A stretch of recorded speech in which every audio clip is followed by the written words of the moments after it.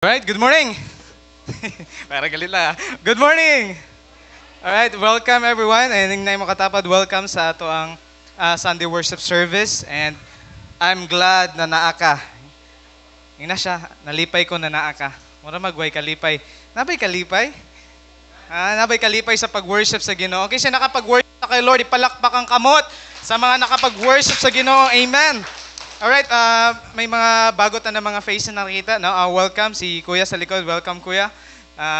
Welcome sa Hope Baptist Church. And of course, yung mga katapad, pasalamati, ina siya, welcome kay naagi hapon ka diri. Maraming bakante ngayon. Well, nainaging ko dira. Hindi lang nakarating. Okay. So, pero next time, ana, okay? So, if wala kay katapad, mas may kung na kay someone na muhang naay mo tapik nimo pag nang abuton ka sa katugon. But anyway, salamat sa Ginoo na nakapag-worship na puta sa kay Lord, and we welcome everyone to our Sunday worship service to Hope Baptist Church, and we are for two things: glorifying God and multiplying quality disciples. Okay, so that's our vision, that's our goal. Yan yung ato ang ginatinguha dire, no, na mahitabo na sa tanan natong ginahimo si Lord mahimaya. Amen. Mahimaya ba si Lord pag ato siyang simbahon? Yes. Okay, and of course, labi na kung mag-make disciples ta. Okay? So mao ginatong goal. We are making disciples because that's the command of Jesus. Ingon siya, all authority in heaven and earth has been given to me. That's why amo nang gipilit dire so that mapirmi natong mabasa. No, therefore go and make disciples. Si Jesus nagingon na, okay? Baptizing them in the name of the Father and the Son and the Holy Spirit, and teaching them to obey everything I have commanded. And na siya'y promise, surely I am with you always to the very end of the age. Kaya kung pag nag-disciple ka, huwag kang matakot kasi kasama mo si Lord. Amen? Sino na magdi-disciple? Uy, konti lang talaga. Sige lang. But one day, magdi-disciple ka rin. Nabinay mo katapag, one day, magdi-disciple ka rin. Kung gina-disciple ka karon, puhon ka na yung katapad mag-disciple na. Amen? Because you belong to this church, and our desire is mag-disciple jud ta. Okay? We're not just here coming to church every Sunday because we're not making members here. Okay? We are making disciples. Paliko sa clicker, please. Okay, so, and we are in our series gihapon entitled Growing Towards Maturity. How many of you nag-learn ta sa ato ang series this July? Okay? Patapos na po tayo. And August is coming. And nanap po tayo brand new series, but kisa sa inyo you are learning sa atong series, atong ginatapikan diri kada Domingo. Unsa man ang maturity, pastor? Yun lang. Okay. Unsa man ang maturity, pastor? Maghingkod ba? Tanawin ang naon sa imong katapad, mature na ba yan? Sobra, pastor. Okay. More than the physical maturity, our goal here is we become spiritual mature. Sabihin nyo nga, mature. And we have this word gani about mature that kanang tawag na, ang timailan, ang measurement sa maturity is yung pagiging hindi yung machunurin, okay? Ibig sabihin, nagiging masunurin tayo sa kay Lord. Yan yung dira nakabase ang ato ang maturity, okay? So, tanawin mong katapad kung masunurin na ba kay Lord yan. Masunurin, andito yan ngayon di ba? Kikuman ba ni Lord na magtigom ta? Yes, ang uban. Tawa ko kayo baw. Okay, God commanded us na dili nato ikalimtan ang panagtigom. Do not neglect our meetings together, okay? So naata diri, that's why we come here and we worship the Lord. This is one of the command of the Lord, and imong katapad naging masunurin na kay naa siya karon, okay? Siguro nanay labuhonon, I don't know. Dapat nanay lakaw karon Tama? Or maybe gusto nang matulog kasi rest day, Sunday, no? Ang sarap matulog. But, naana karon kasi gusto niya na mag-grow. Okay? Ine mo katapad, mag-grow ta together. Okay, so that's our series is all about. In the week 1, we talk about the positive results of maturity.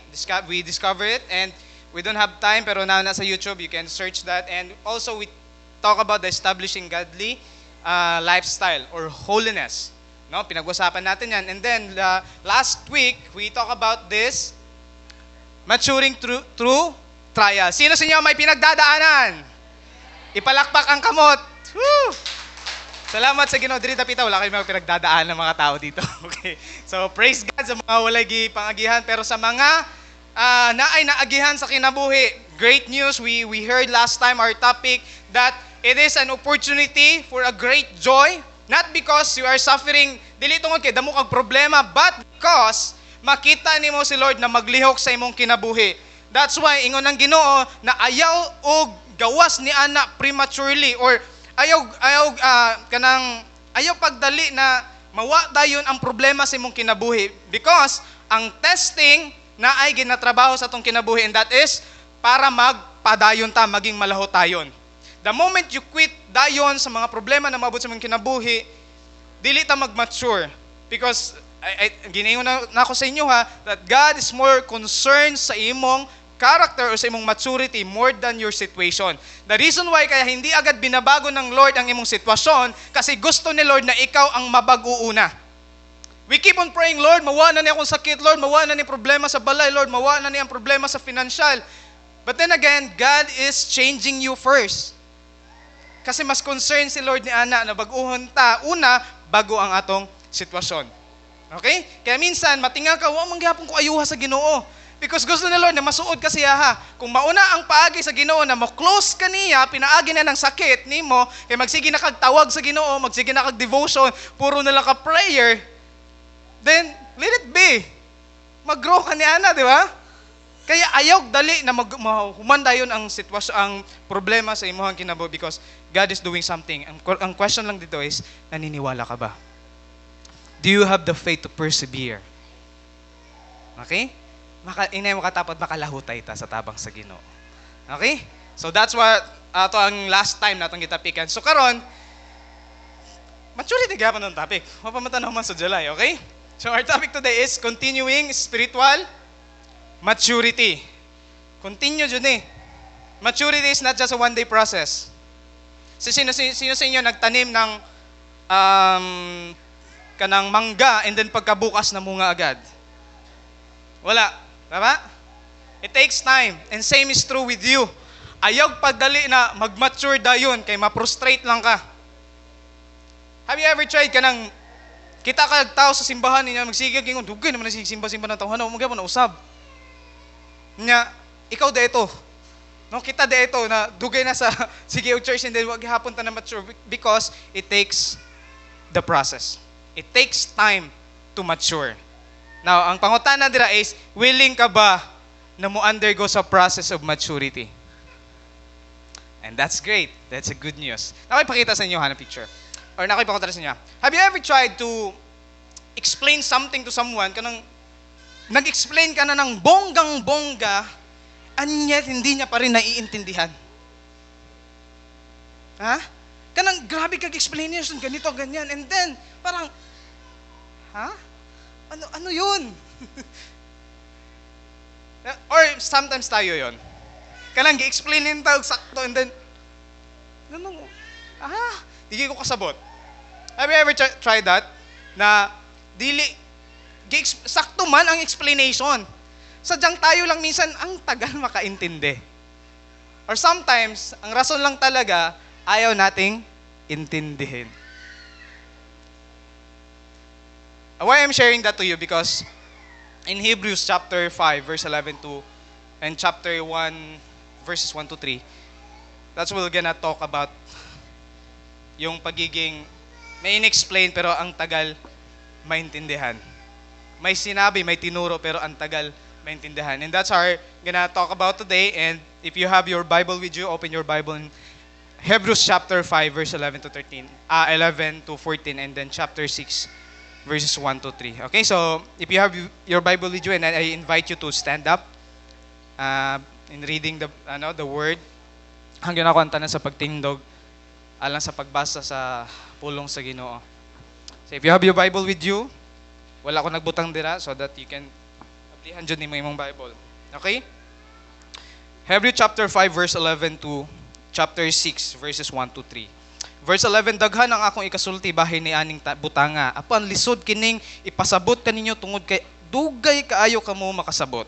Verse 12, dugay na unta kamong nahimo nga mga magtutudlo apan hangtod karon. Nagkinahanglan kamug magtudlo kaninyo sa unang mga leksyon mahitungod sa mensahe sa Dios. Gahi na unta ang angay ninyong kanon apan hangtod karon nagkinahanglan gihapon kamo gatas. Verse 13, ang nagkinahanglan gatas bata pa ug walay ka sinatian bahin sa maayo ug sa dautan. In verse 14, apan ang gahing pagkaon alang sa mga hamtong na nga nakabansay og nakagamit sa ilang igtitilaw aron pag-ila sa kalainan tali sa maayo ug sa dautan. In chapter 6 verse 1, busa magpadayon kita diha sa hingkod nga pagtulunan ug dili kita magpabilin sa unang ang sa mensahe nga Kristohanon. Dili na nato balikon ang mga pagtulunan mahitungod sa paghinulsol gikan sa mga buhat nga musangpot lang sa kamatayon ug ang mga pagtulunan mahitungod sa pagtuo sa Dios. Verse 2, dili na nato balikon ang pagtulunan mahitungod sa mga bunyag, sa pagpandong sa mga kamot, sa pagbanhaw sa mga patay ug sa hukom sa walay katapusan. In verse 3, last verse, og buhaton ta kini kun mutugot ang Diyos. God bless His word. Let's pray. Father God, we lift up to you this topic today, Panginoon God. We pray that you will speak to us, Panginoon. And Lord, our desire, Lord, that we will be able to continue, Panginoon, in the process of maturity, because that's the goal, Lord. Kaya Lord, tabangi mi karon, pasabta mi sa imong pulong, ikaw makigsulti sa mga hubalang Espiritu. We thank you, we honor you in Jesus' name. Amen. You may now be seated. Okay.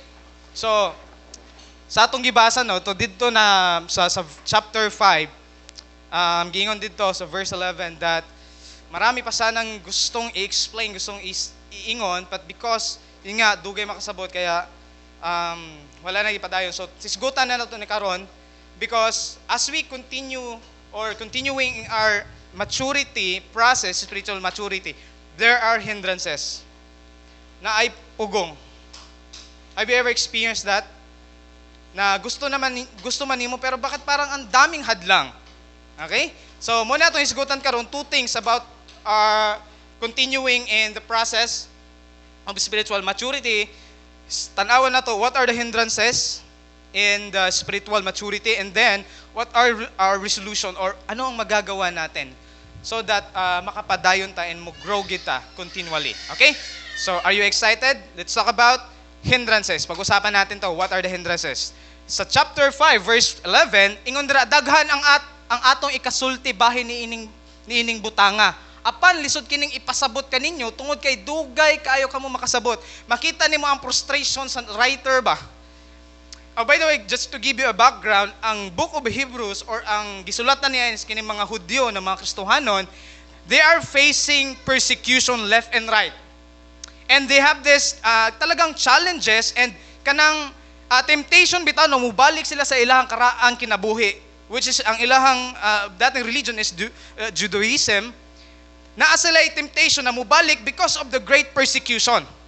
Pinmin ako nang ginabalik-balik diri, ang persecution nila di lang sama sa atong persecution karon na wala lang tay bugas or damuog mga bagsulti simog dili maayo, gibutang-butangan ka or whatsoever. Kaniadto ang persecution sila is grabe, tungaon ka sa kaduha, as in buhi ka, sunugon ka na buhi, prituhon ka na buhi. That's their persecution. That's why the writer is telling damo siyag mga encouragement because this people, this Christian is discouraged and kinahanglan nila comfort. But hindi lang yon ang ginapaabot sa writer.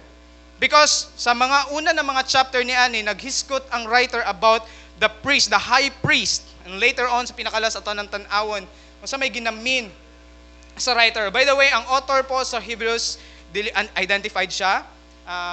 Damay nag-ingon si Paul or si kanang kuan basta, pero wala ni siya ingon talaga na kinsa jud. Okay? But this letter is for the Christian Jews. Okay? Sa mga Kristohanon na mga Hudyo. So in verse 11, nagdamo siya gina-explain, basahin nyo na lang sa inyo sa chapter 5, starts chapter 5 or chapter 4. And then pag abot sa verse 11, ang dami niya na explanation. Alam mo yon? Ang dami mo na i-explain. Tapos sabi mo, bahala ko makasabot. Tama na, di na ako ma-explain. Ayun na, daghan pa unta. Marami pa akong kakwento sa'yo, marami pa akong i-explain sa'yo. Pero dahil, ang tagal mong paintindihin. Alam mo, sa English, about this, we have much to say. And it is hard to explain, not because mahirap talagang i-explain ang topic, but the reason is, since you have become dull of hearing. Ano yung ibig sabihin ng dull of hearing? Pastor, alam ko lang yung dull, yung mga dulls, no? Go-go dolls or whatever. Ano yung ibig sabihin ng dull of hearing? Gibasa na ko na ngayon Dili tungod kay may diferensya sila sa pandungog. Kaya yun ba ibig sabihin ng pastor, dull of hearing, mga bungol sila, kaya di sila dayong kasabot? And dire, being dull of hearing is not a problem with the ears, but a problem with the heart. Dull of hearing simply, you have lacked enough or you have wala kay interest jud sa kanang butanga. Dull of hearing, ibig sabihin you lack interest in that topic or in that whatever, on that things. Yung ibig sabihin ng dull of hearing. Dugay makasabot. Nganong dugay makasabot? Dili kay tungod bungol or unsa but because wala jud kay interest. And you know what? Ingon sa Proverbs, one who turns away his ear, talking about dull of hearing, ang tagal pa intindihan or what joy interest, from hearing the law, even his prayer is abomination. Ganda, no? Abomination. Ano yan, pastor? Hindi ko rin alam. Ang ganda lang pakinggan Parang ang ayan kaayo. Parang ang sama, no? Abomination. Napanood yun na ba yung movie about abomination? Dahil ibig sabihin niyan is kasuklam-suklam. Yung nga sa Bisaya, dulumtanan. Malang maglagot ang Ginoo. Grabe, no? If we're praying and then we are dull in hearing, hindi tayo nakikinig sa kay Lord or wala tayo interest sa iyahang mga sugo, even our prayer is dalumtanan. Maglagot ang Ginoo. Okay, so, and then since you have become dull of hearing, now we understand dull of hearing, yung lack of interest. You know what? The Christians before, sa kining mga Hudyo, hindi naman talaga sila sa sugod pa lang is dili na sila mamati. Ingon dira, become. Sa mga matatalino sa English, kung paano ginagamit ang mga wordings. Pag sinabing become, ibig sabihin, nahitabo ra siya. Dili siya ingon na ing-ani na siya dati, edi sana hindi sinabing become. Because you have like this before pa. Sana sinabing ganon. Kung tama ang English. But ingon dira, since you have become dull of hearing, it means hindi sila dull of hearing. Dili sila gahi kaniadto pasabton. Pero they become dull of hearing. They lack interest sa mga sugo sa Ginoo and even His Word. Nako ingon sa inyo the reason why nga nung usahay maluya ta sa pagpangalagad sa Ginoo, ang sugod niya na is because we lack interest in serving the Lord, in reading His Word, and even in prayer. Isa na, lack of interest. Dull of hearing. And then ano pa? Verse 12, ipakita sila, eto na sana kayo ngayon For though by this time, ibig sabihin, taod-taod na ni sila na Kristohano. By the way, if you are baguhay pala ka na Kristohano, it's fine. Pero if dugay-dugay na ka, mga 5 years or more than 5 years na mga Kristohanon, or maybe 3 years or pataas, ito yung panawagan. If taod-taod ka na ni Kristohanon, for though by this time, you ought to be teachers. Wow, pastor, hindi naman ako BS Ed or di ko na classic education, pastor, paano ako magiging teacher? Or maybe maghuna-huna mo, basig ka na mga tauhan na, mga may manudlo. Kaya dapat maging teachers na sila. Sabi dyan, you ought to be teachers. Not because maayo sila mo kanang mutudlo, but because taod-taod na sila na Kristohanon, and dapat do you have this kanang capacity to teach others. Pero ang ingon dira, you need someone to teach you again. Bakit ngayon parang ginahanglan na sad mong naimutudlo sa inyo Again, and then ang tinuturo dili kanang something na kanang high level or kanang mature na mga topic, but ingon dira basic principles of the oracles of God. Oracles, it means the revelation, the divine revelation of God or His message. Ingon dira oracles of God. You need milk, not solid food. Grabe, no? Parang, kung tanaw niyo mo, parang discouragement for them. But, these people, sabi ko kanina, they need encouragement, they need comfort, but they need warning. This is a warning for them. No? And even to us, na mga Christian right now. Yun nga, ang goal, pag nag-mature ka, you ought to be teaching others well. Kaya ikaw ngayon na nakaupo dyan sa upuan mo na yan, hindi ka forever na uupo lang dyan. One day magtuturo ka. We are not just coming here in the church and then just finding comfortable sa imong ingkuranan and wala kang ginagawa sa mga nakatunan mo. Sinishare kasi yan. Okay? Tanawa. Dugay na unta ka mong nahimo nga mga magtutudlo. Actually, sa church, damo man. Damo mang, sa Tagalog kasi, dapat nagtuturo na kayo. Pero ang nangyari sa church, nagtuturo. Ikaw mag-pray, siya lang. Nagtuturo. Magtutudlo.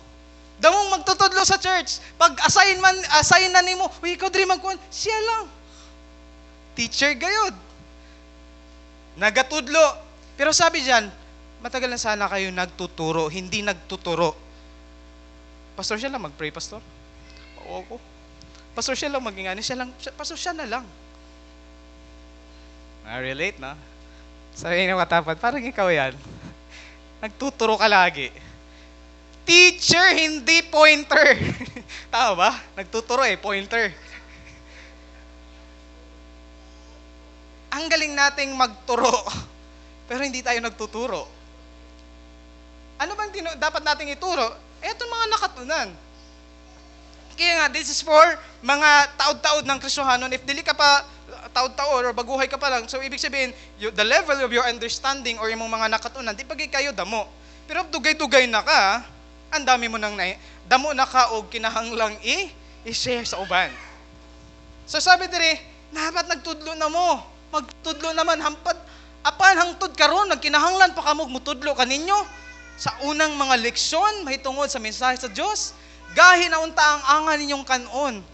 Kaon na tani mo bahaw. Sa ato pa, kaon naggahi. But the problem is, nagkinahanglan gihapon ka mo gatas. But by the way, para dili naman ko, milk is good, right? Kisa sa inyo gagatas pa. Bisag college na ka. Ako lang?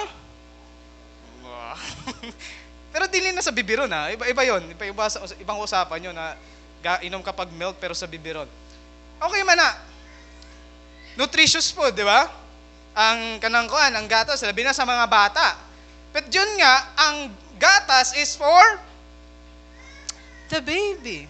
Tanaw sa mga katapad, baby ka pa ba? Baby niya. Oy. Tanaw sa mga baby.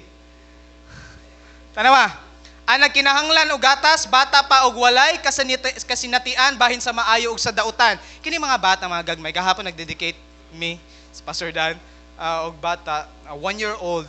Bansin mo mga bata na mga gagmay, like they're so innocent. Like wa sila kahilibutan unsay maayo og dili. Tama? Wala sila bisan pag-explainan nimo. Og kanang kuan, 1-year-old, paintindihan yan. Explain mo pa ng bongang-bonga kasi nga bata. Okay? Hindi agad yan makakaintindi. Actually, sa English translation, the New King James, for everyone who partakes only of milk is unskilled in the word of righteousness, for he is babe. Tulog ka. No? Question. Have you become a babe? Yes, Pastor. Nung kami pa, babe among call sign. Sino yung mga babe ang call sign? Actually, may meaning pa yan Kaya sinasabi, babe din kasi, whatever. Ibig sabihin ng baby, basta ako, baby ikaw. Baby ikaw. Yung ibig sabihin ng babe, basta ako, baby ikaw. So, have you become a babe? Paano yung ibig sabihin ng babe? Look for nag-search ko while I'm studying this preaching, nag-search ko, babe. Yun ang lumabas. Sabi ko, ano ba to? Baboy. Hindi, kasi may palabas pala na 1919 pa, kape, 1990s, na palabas na Babe. Then I don't know what's the story is all about. Nilagay ko lang, Babe, baboy, ano yun? Pero, back to this question, have you become a babe? Anong ibig sabihin ng babe na hindi yung baby ka niya or whatever? This is literally, naging bata ka ba minsan? Or, sa ato ang term, nagbinata ka na ba, usahay?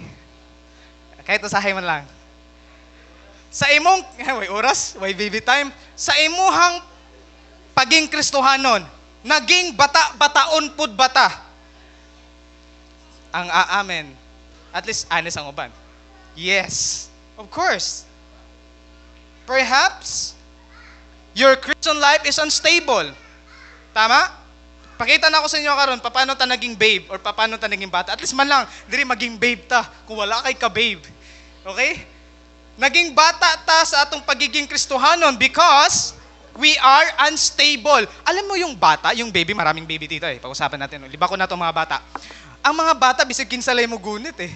Diba? Bisag asa lang. Diba? As long na di mo hilak. Kita sa usahin na Kristohanon, na tendency na minsan, basig asa rata. We are unstable. Kung asa ta, mapalit ba, asa ta dalon, kuyog rata. Yan yung mga bata eh. Wala man sila ikamuwang-muwang. And sometimes, nagaging ganun tayo. Kung unsay tudlo diri, unsay kanang kuan. Minsan nagiging tayo, we are unstable. Okay? Or perhaps, you are divisive in your Christian life. Mga big word, divisive. Anong ibig sabihin ng divisive, pastor? Nahirapan din akong intindihin yan eh. Search nyo na lang pag uwi nyo. Hindi. Divisive in your Christian life. Alam mo yung mga baby, na sila sarili nilang sa ubang term na is unfriendly.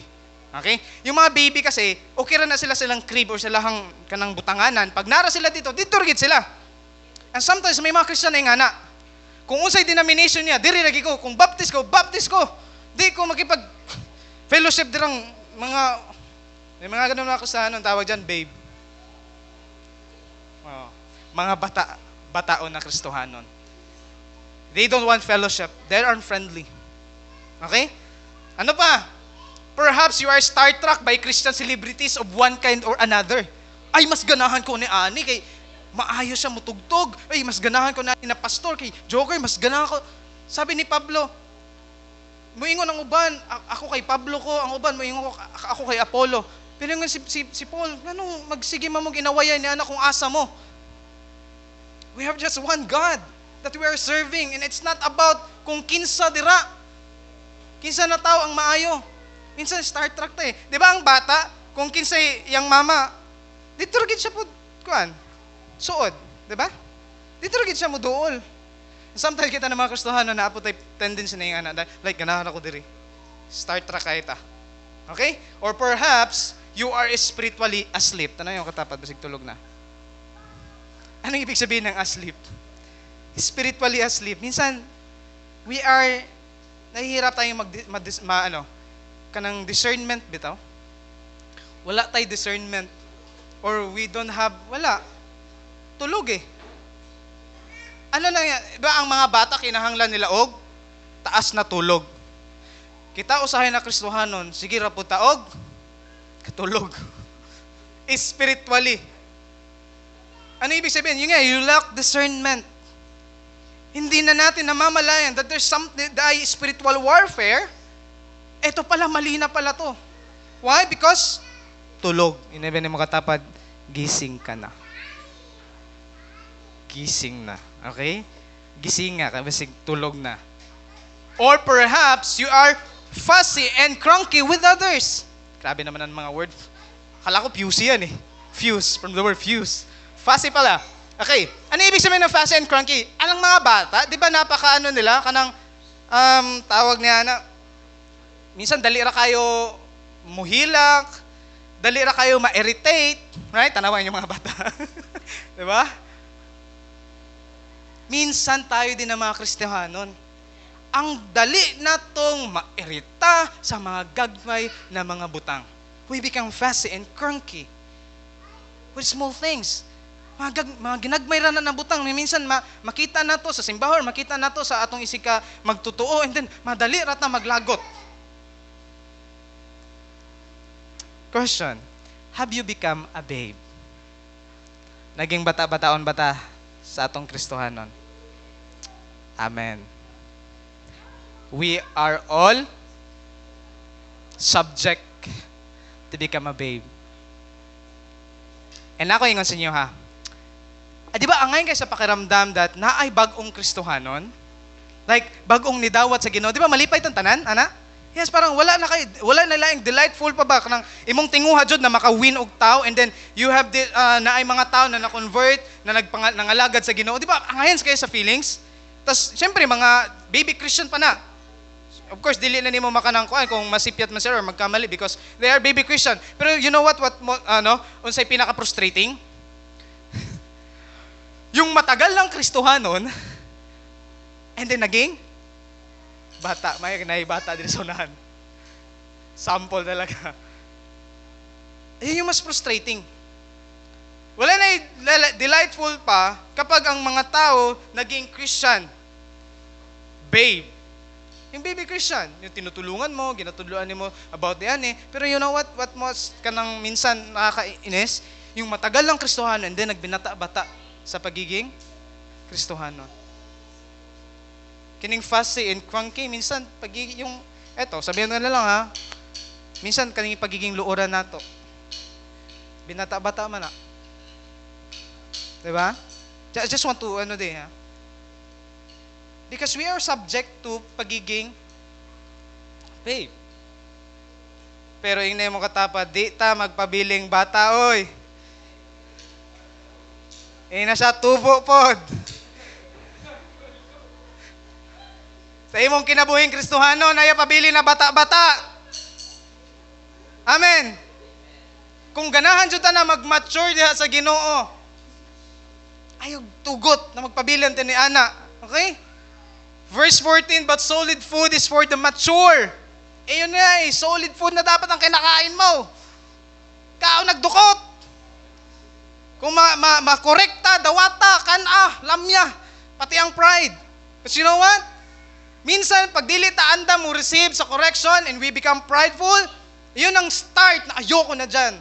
Puro correction, puro pagtatama. Yung mga ganong mga tao, yun, mga naman po na sila, mga tama, pirme. Kaya ayaw, ang hirap itama kasi tama lagi. And this is not just for girls. Lahat. Kaya minsan kailangan natin tamaan eh.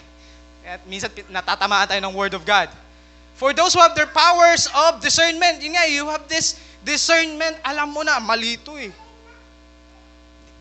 And then, trained by constant practice to distinguish good from evil. The constant practice, ganapadayon ba? Dilibot pasabot na naging Christian mature ka na, is dili ka na, wala na ka sa processor, dili ka na, masipya, dili ka na sa panada, but you are learning every day by day. Ibig sabihin, apan ang gahing pagkaon alang sa mga hamtong. Okay? Now, unsay hindrances? Tanaw na to. Number 1, yung lack of interest to spiritual maturity. Digi ka mo tubo kung wala kay interest na mo grow. Yeah. Kung there is a church, you are not willing to be in the discipleship process, we lack interest to spiritual maturity. Ba't ako magcha-church? Ba't ako atin ng hope group? Ba't ako atin ng primary meeting or prayer meeting o sa nadra, hope gym, whatever, na mga kalihukan sa simbahan? Because you desire to grow. Pero if you don't have the desire, ay bahala na. Nga man di ko musimba. Means you lack interest. May na lang na yung katapat, interesado na mag-grow. Okay? May na lang interesado. And then, the myth is the stagnation. Yung hindi ka na nag-move forward. Why? Because of laziness. Ano ibig sabihin ng laziness? Tamad. And marami tayo. Dadamay ko na sarili ko para damay-damay na this. Yung pagiging tamad natin, saan, pastor? Kayo na sumagot. Tamad sa? Ay, wala yung mga tamad diri. Praise God. Tamad sa pagampo. Number 1. Tamad magbasa ng Biblia. Ano pa? Tamad mag-devotion. Tamad magsimba. May na lang yung makatapad. Kugihan ka. Tapi kayo yung makatamay lang. Kugihan ka sa pagsimba. Pagdating sa hope group or mga prayer meetings. Minsan kaya tayo hindi nag-grow. Okay? Because of this, stagnation, laziness. And then, inability to discern. Minsan kasi, alam na, malito pero wala lang. Deadma. Ay, tama pa ba to? Hindi, tama ba itong relation? Ay, okay na to, okay lang yan. Lahat naman ginagawa to eh. We lack discernment of what is good and evil. Kung saan tama, kung saan mali. Minsan, ganito eh. Ito talaga minsan hindrance. Okay? But, siguro kung dirira ko mo stop, parang mangulit na, grabe si Pastor, kasabaan namin dito. Okay, dilita mo hunong dira because we have this solution. We have resolution. A commitment. Kung paano man nato buhaton. Paano nato maiwasan yung mga hindrances na yon. Paano nato nabuhaton. Okay? And dira, ingon diri sa chapter 6 verse 1, busa, magpadayon kita. Pikpikay mo katapay niya, magpadayon ta. Unsa man sa asa man, diha sa hingkod. Di na ingkod ha. Basig mo yun, yes! I have a word. Magpadayon sa pag-ingkod. Hingkod, ibig sabihin mag-mature. Okay? Ganahan naman kita magsigig hingkod sa hingkorana, no? Dili. Hingkod nga, pagtulunan. We have this level by level or stage, step by step. No? Muntik ka na sumakses. Okay? Dumduman na ako. Stage by, may stage 2. You have this kanang parang ladder. If you have, baguhay ka pala ng kastuhanan, siguro napaka sa baba. Pero if taud-taud na ka, you have this, dapat abot na ka diri sa pagtulunan na hingkod, pang mature. And then, ug dili kita magpabilin. Yung na siya, dili ta magpabilin. Tapos, ang response na to magpabilin. Ano ba talaga, Pastor, ang gulo? Dili magpabilin sa unsa man? Sa Ginoo? Dili. Kung dili sa unang, ang sa mensahe sa Kristohanon. Magbalik-balik na lang ta. Actually, ingon dira, therefore, leaving the discussion of the elementary principles.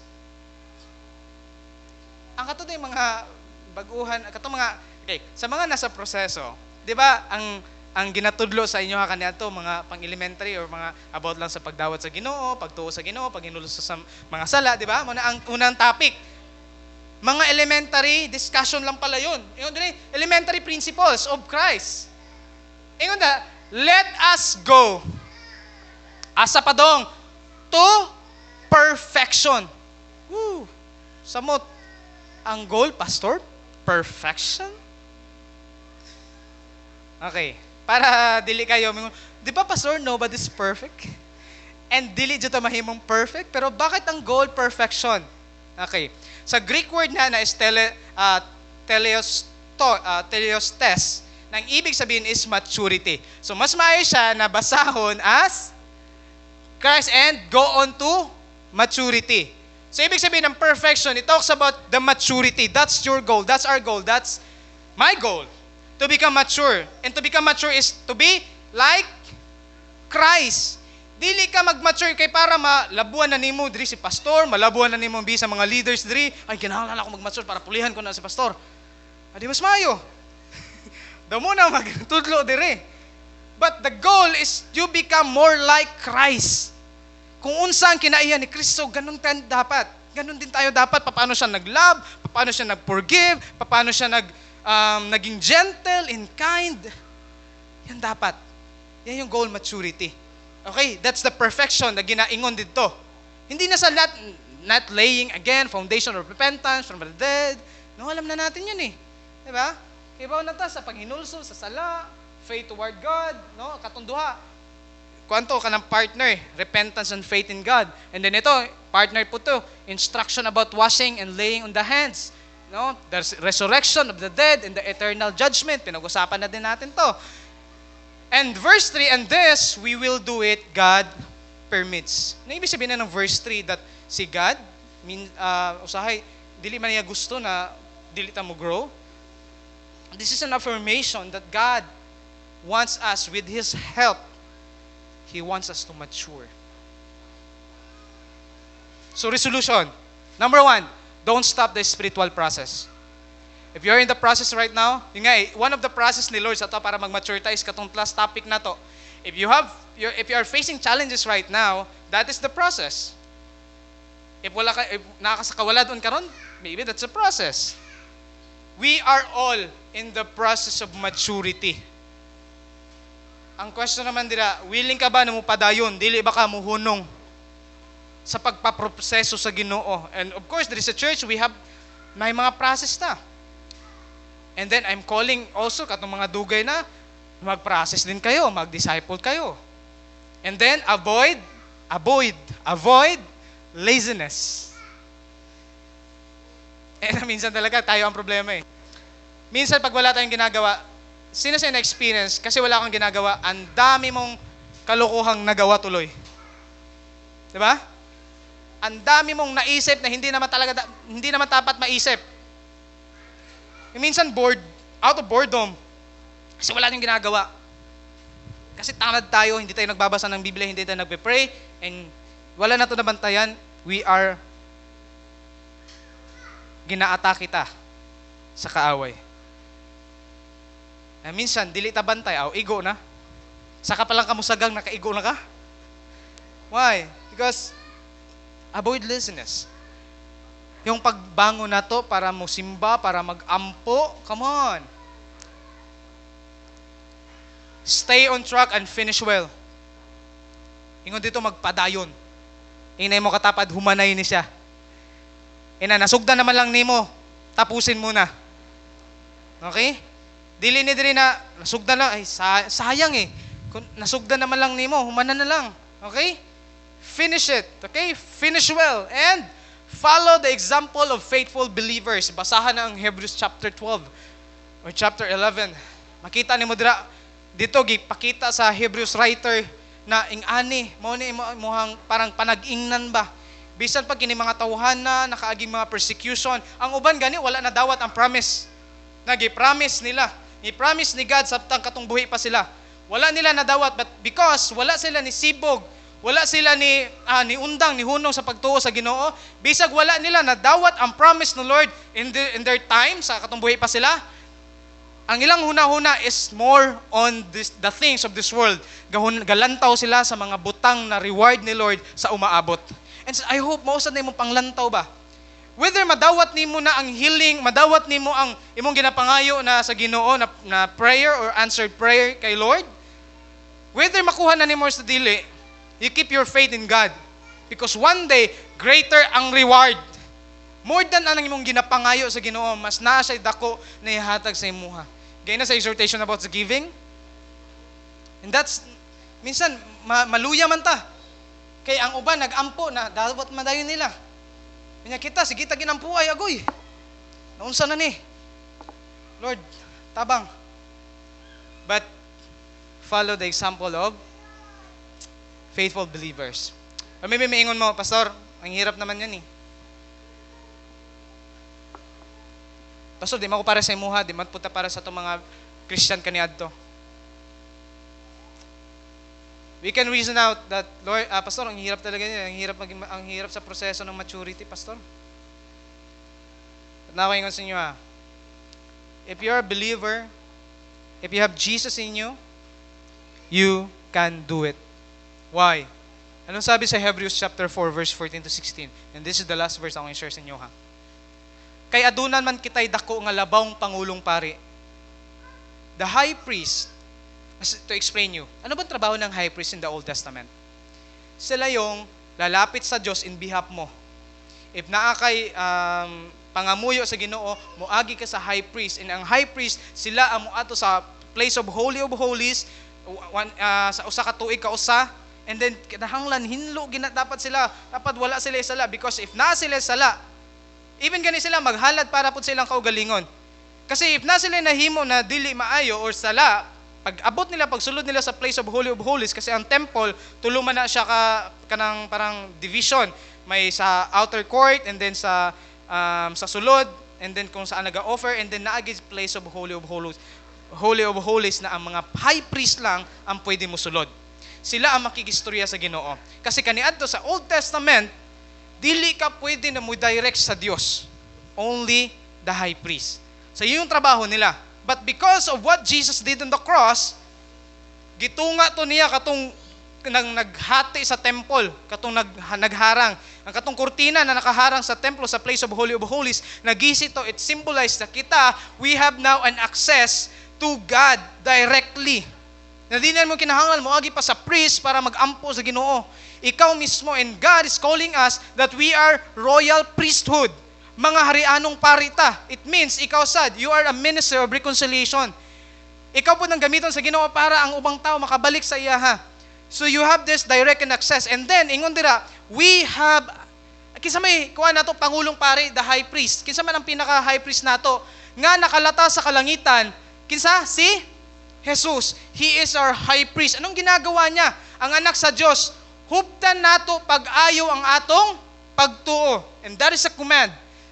Keep your faith in Jesus. Magkinaunsa man. Kay ang atong labawng Pangulong Pari, dili usa ka pari nga dili mo bati og kaluoy kanato. Because Jesus, ingon dira, sa atong mga kaluyahon, hinuon sa tanang paagi siya gitintal sama kanato.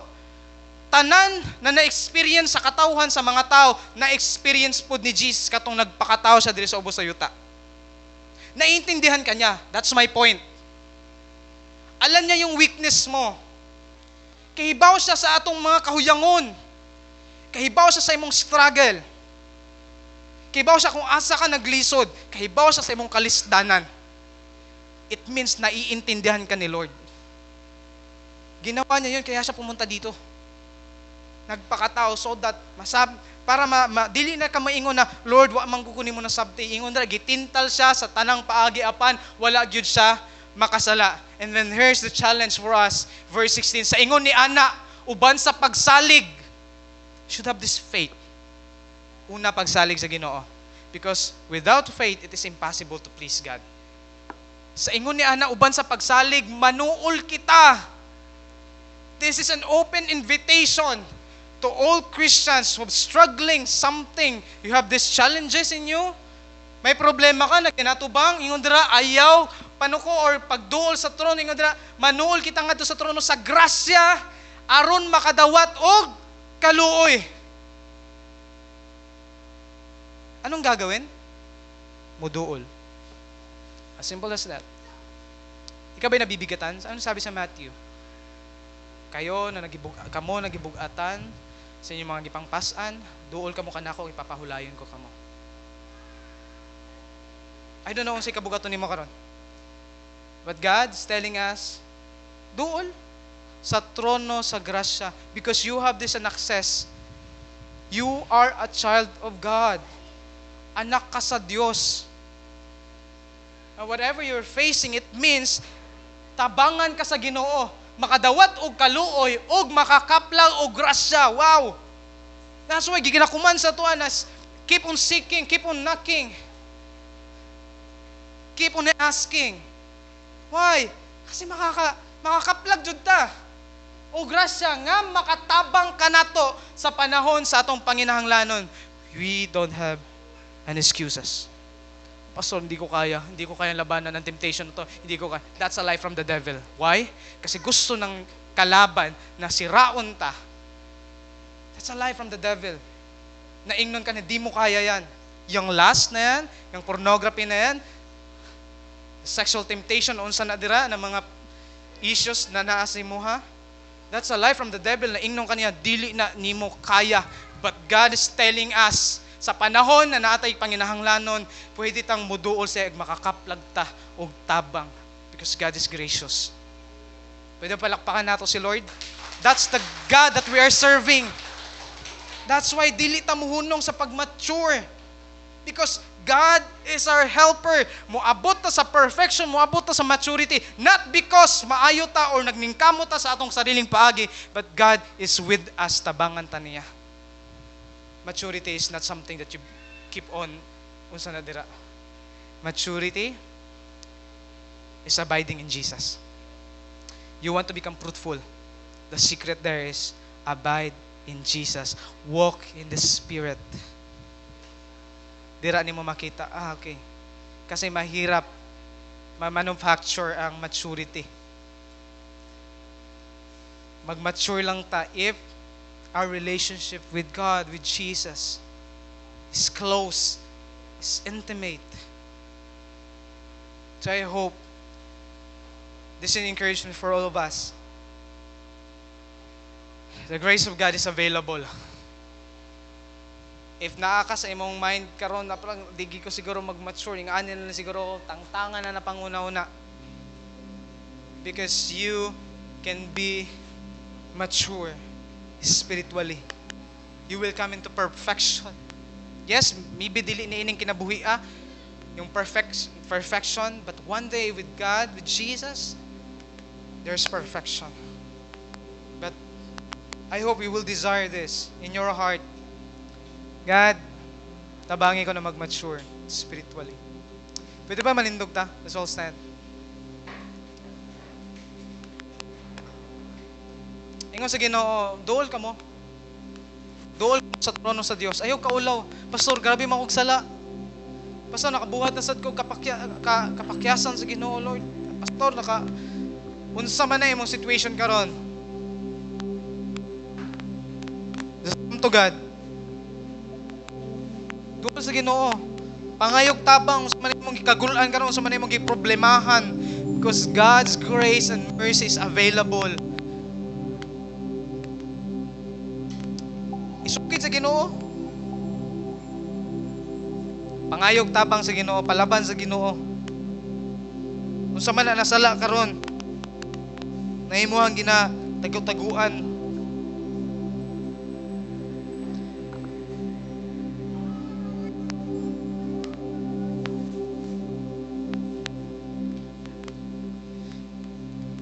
Father God, we just want to thank you, Lord, for your word today.